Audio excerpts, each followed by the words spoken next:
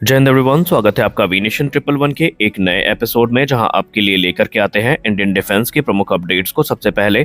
तो चैनल को सब्सक्राइब करना मत भूलिएगा।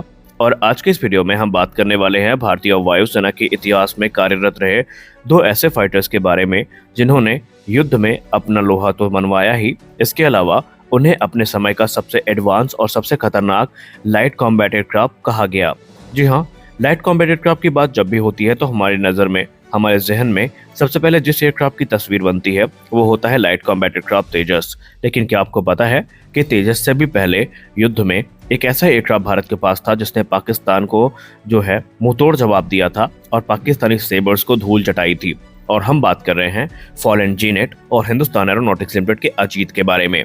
हम इस वीडियो में जानेंगे कि जीनेट और अजीत कैसे फाइटर्स थे, क्या ये दोनों सिमिलर हैं या इनमें कोई डिफरेंस भी है। तो चलिए शुरू करते हैं आज का अपना ये वीडियो।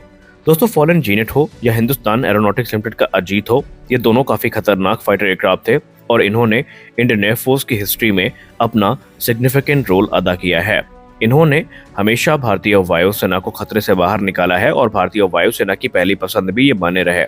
हाँ, देखने में भले ही आपको दोनों एयरक्राफ्ट सिमिलर नजर आए, लेकिन इसमें कुछ बड़े डिफरेंसेस भी हैं। और आज के मॉडर्न वॉरफेयर में जहां हम लोग एडवांस एवियोनिक्स, एडवांस रडार के पीछे भाग रहे हैं, तो वहीं इनकी कैपेबिलिटी को भी हम भूल नहीं सकते। फॉलन जीनेट की बात करें तो इसको डिजाइन किया गया था टेडी पीटर के द्वारा और ये एक रेवोल्यूशनरी एयरक्राफ्ट था अपने समय का। इसे वर्ष 1950 के दशक में विकसित किया गया था या इसे 1950s में डेवलप किया गया था। और ये उस समय जो एक ट्रेंड था या उस समय एक जो मानसिकता थी कि सिर्फ बड़े फाइटर जेट ही युद्ध में महत्वपूर्ण भूमिका निभा सकते हैं, बड़े फाइटर जेट्स की ही सहायता से युद्ध के परिणाम बदले जा सकते हैं। और इस मानसिकता को खत्म करने का काम इस जीनेट हंटर ने किया था, क्योंकि ये एक छोटे साइज का फाइटर एयरक्राफ्ट था और इसकी मनूवरबिलिटी और एजिलिटी जो थी वो इसे डॉग फाइट में अनमैच कैपेबिलिटी देती थी। एक तरफ जहां बड़े फाइटर जेट्स को मनूवर करना उनकी एजिलिटी प्रश्न चिन्ह उत्पन्न कर रही थी, वहीं जीनेट हंटर अपनी साइज की वजह से, अपने पावरफुल इंजन्स की वजह से काफी ज्यादा मनूवरेबल था और तुरंत ये एक ऐसी पोजीशन पे आ जाता था जिसकी वजह से डॉग फाइट में ये एनिमी फाइटर जेट्स को मार गिराता था। और कहीं ना कहीं एक्सपर्ट्स ये मानते हैं कि ये जो एयरक्राफ्ट था इसने एक रेवोल्यूशन लेके आया था, जिसने ये साबित कर दिया था कि समय बदल रहा है और सिर्फ बड़े और हैवी फाइटर एयरक्राफ्ट की सहायता से आप युद्ध नहीं जीत सकते, बल्कि एजिलिटी और मनूवरबिलिटी काफी महत्वपूर्ण भूमिका निभाएगी। जीनेट स्मॉल साइज का होते हुए भी एनिमी रेडार्स के लिए एक बड़ा सरदर्द था, क्योंकि स्मॉल साइज के होने की वजह से इसको उस समय के रेडार सिस्टम में डिटेक्ट कर पाना बहुत बड़ा चैलेंज होता था। और अगर डिटेक्ट कर भी लिया गया तो तब तक बहुत देर हो जाती थी। जिस काम के लिए जीनेट हंटर आता था वो काम करके ये तब तक निकल जाता था। इसकी जो सुपीरियर मनूवरबिलिटी थी डॉग फाइट में, वो इसको दूसरे फाइटर जेट की तुलना में काफी अलग बनाती थी। अपने कॉम्पैक्ट साइज के होने की वजह से जो जीनेट हंटर है ये और भी ज्यादा घातक बन जाता था। हालांकि जीनेट हंटर को पावर करने के लिए एक सिंगल ब्रिस्टल और फिर इस टर्बोजेट इंजन का इस्तेमाल किया जाता था, जिसकी वजह से इसकी जो परफॉर्मेंस है ये काफ़ी ज़्यादा बढ़ जाती थी और इसकी एजिलिटी भी काफ़ी इम्प्रूव हो जाती थी। हालांकि छोटे साइज के होने की वजह से इसकी जो रेंज है ये कॉम्प्रोमाइज़ होती थी और ये फुल वेपन पेलोड के साथ दूसरे हैवी फाइटर्स की तुलना में काफ़ी कम रेंज के साथ आता था। लेकिन इस मामले के जानकार लोग ये कहते हैं कि इसका इस्तेमाल कभी लॉन्ग रेंज स्ट्राइक में नहीं होता था, बल्कि जो टैक्टिकल डॉग फाइट्स हो गई या अटैक मिशन हो गए, वहां पर जो जीनेट हंटर है ये इस्तेमाल किया जाता था। आमतौर पे ये जो एयरक्राफ्ट है ये काफ़ी लो एल्टीट्यूड पर उड़ान भरते थे ताकि एनिमी रेडार से बच सके, और जब ये टारगेट के पास पहुंचते थे तो ये सरप्राइज अटैक करने में काफ़ी माहिर थे। और जीनेट हंटर्स ने काफ़ी ज़्यादा नुकसान पाकिस्तान को भी सरप्राइज अटैक में पहुंचाया है। और आप सबको बहुचर्चित मूवी बॉर्डर कैसे यहाँ पर याद नहीं आई होगी, या आप लोग कैसे उस मूवी को भूल सकते हैं जहाँ पर जीनेट हंटर्स के वहाँ पर लोग दीवाने हो गए थे। तो ये जो एयरक्राफ्ट है ये काफ़ी कह सकते हैं पावरफुल था, काफ़ी यहाँ पर इसकी लोकप्रियता भी थी। इसके अलावा अब अगर हम बात करें अजीत की, तो ये एयरक्राफ्ट हिंदुस्तान एरोनॉटिक्स लिमिटेड के द्वारा डेवलप किया गया है। बेसिकली ये जीनेट हंटर का ही एक अपग्रेडेड वेरिएंट था, जहां पर अजीत में बहुत सारे एडवांस एवियोनिक्स को ऑनबोर्ड सिस्टम को इंटीग्रेट किया गया था, जिसकी वजह से इसकी कॉम्बैट कैपेबिलिटी को बढ़ाया जा सके। इसमें एक ज़्यादा कैपेबल रेडार था जो कि लंबी दूरी से एनिमी टारगेट्स को डिटेक्ट कर सकता था। और यहाँ पर अजीत में सबसे बड़ी जो कमी जीनेट हंटर के अंदर थी उसको दूर किया गया था।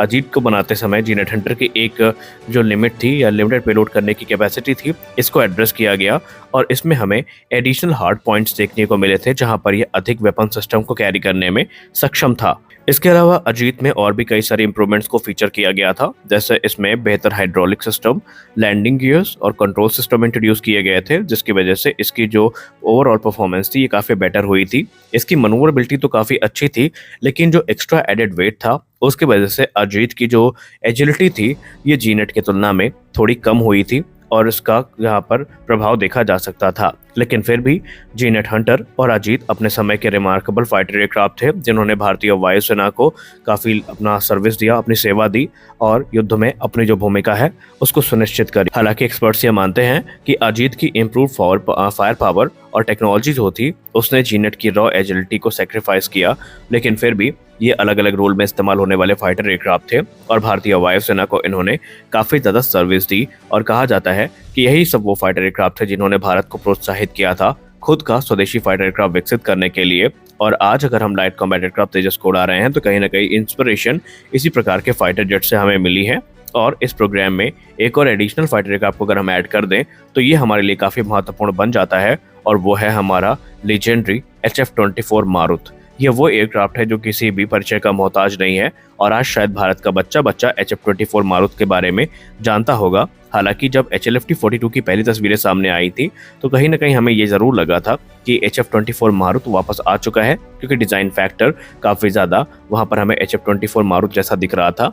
हालांकि मारुत में एक सबसे बड़ी जो दिक्कत थी वो उसको काफ़ी ज़्यादा परेशान कर रही थी और शायद उसी दिक्कत की वजह से हमें वो प्रोग्राम स्क्रैप करना पड़ा था, और वो था एक पावरफुल इंजन का ना होना। क्योंकि भारत ने मारुत को बनाते समय इसी उद्देश्य के साथ बनाया था कि हम इससे लॉन्ग रेंज स्ट्राइक कर सकेंगे, ये एक सुपरसोनिक स्पीड पर ट्रैवल करने वाला फाइटर जेट होगा, और हम काफ़ी उत्साहित भी थे। लेकिन शुरू से लेकर अंत तक हम ऐसे इंजन की तलाश नहीं कर सके, या भारत को ऐसा इंजन प्रदान ही नहीं किया गया जिसके फलस्वरूप जो मारुत है ये सुपरसोनिक स्पीड को प्राप्त कर सके। और अंत में परिणाम वही हुआ कि इसकी जो परफॉर्मेंस थी वो हमेशा कह सकते हैं कम रही, और इसने उस लेवल पे परफॉर्मेंस नहीं दी जितना इससे एक्सपेक्ट किया जा रहा था, और इसका श्रेय जाता है इसके कम इंजन का। अब यहाँ पे दो चीज़ें भारत ने सीखी ज़रूर थी। पहली तो ये थी कि आप अपनी ज़रूरतों को पूरा करने के लिए सिर्फ विदेशी ताकतों पर आश्रित नहीं रह सकते। ये चीज़ हमको मारुत ने सिखाई इंजन के क्षेत्र में। वहीं हमें ये भी पता चला कि अगर हम मेहनत करते हैं तो हमें आने वाले भविष्य में जो एडवांस फाइटर एयरक्राफ्ट हैं वो मिल सकते हैं, और शायद यही से आधारशिला रखी गई थी भारत के लाइट कॉम्बैट एयरक्राफ्ट तेजस की।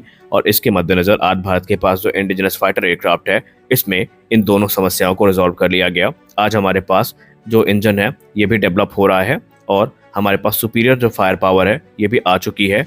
तो कहीं ना कहीं हम ये कह सकते हैं कि आज हमारे पास जो फाइटर एयरक्राफ्ट है इसकी आधारशिला आज से दशकों पूर्व रखी गई थी। तो आज के इस वीडियो में बस इतना ही। मिलते हैं अगले वीडियो में कुछ और अपडेट्स के साथ, तब तक के लिए जय हिंद।